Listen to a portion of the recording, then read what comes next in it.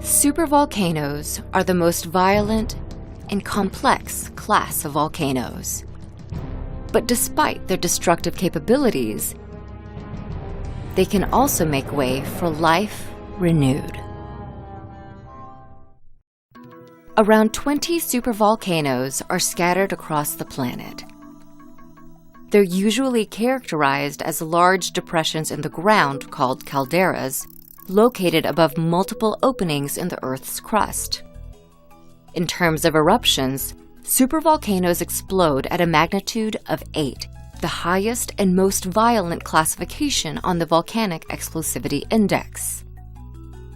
Supervolcanoes undergo a life cycle of 3 major stages: a surge of trapped magma, a supereruption, and a resurgence. The first stage of a supervolcano's life cycle involves a pocket of magma trapped under the Earth's crust. Called a hotspot, this magma reservoir is fed by a pipeline deep into Earth's molten interior. It grows and builds pressure underground, eventually causing the crust above to be pushed upward. The supervolcano Campi Flegrei on the west coast of Italy has pushed the ground up several times over the past few decades. At one point, within a matter of only 2 years, enough magma accumulated to cause the ground to swell up to 6.5 feet.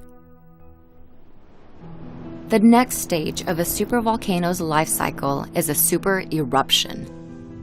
At this point, the buildup of pressure in a magma reservoir hits a critical mass and then explodes, sending over 1,000 cubic kilometers of tephra, or ash and rocky material, into the sky. The most recent supereruption occurred in New Zealand approximately 26,000 years ago.